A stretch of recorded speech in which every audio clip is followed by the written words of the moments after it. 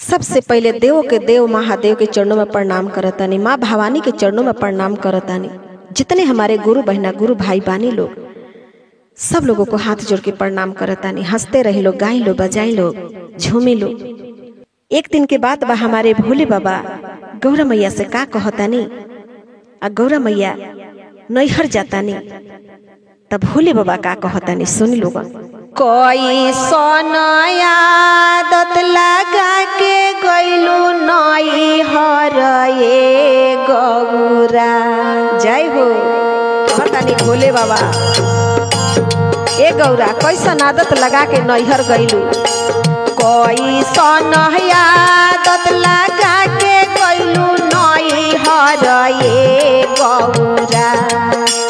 कोई सोनया दत लगा के गइलू नैहर ये गौरा।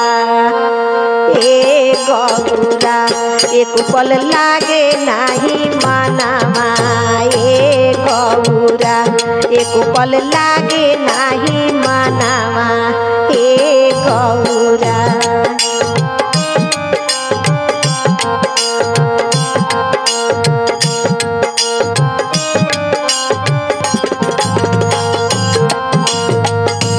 कहतानी भोले बाबा, दिलावा के हाल हम के करा से कहीं, दिलावा के हाल हम के करा से कहीं।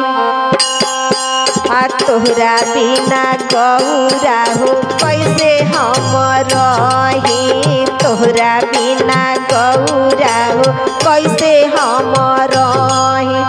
लक्ष्मी हो सरस्वती कर तारी बतिया ए गौरा।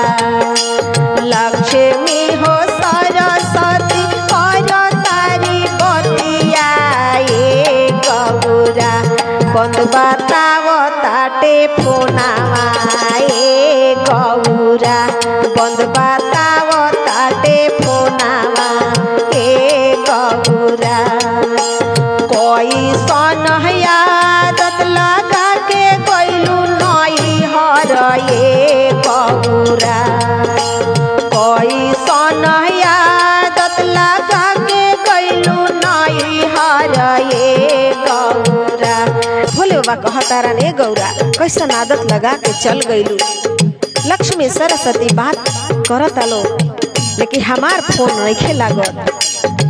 कहतानी भोले बाबा, डलिया में धइल बाटे भंगिया धतुरावा, डलिया में धइल बाटे भंगिया धतुरावा।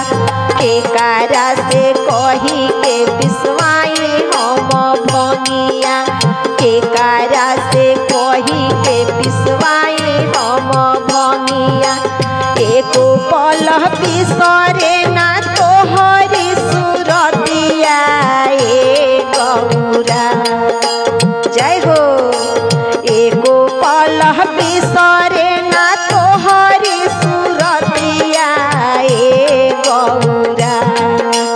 हे गौरा बंद बताव तोहर फोनावा, हे गौरा बंद बतावे तोहर फोनावा। हे गौरा बन बतावे तोहर फोनावा ए गौरा।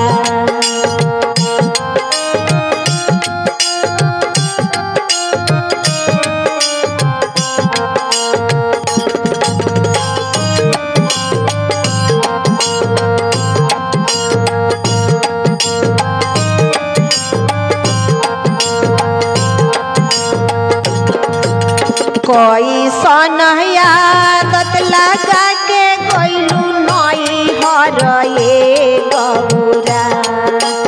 कोई सोनया दत लगा के गइलू नैहर ये गौरा।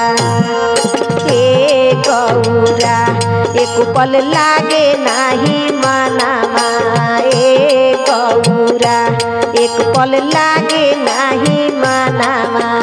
हे गौरा बंद बतावे तोहर फोनावा, हे गौरा बंद बंद बतावे तोहर फोनावा ए गौरा बंद बतावे तोहर फोनावा ए गौरा।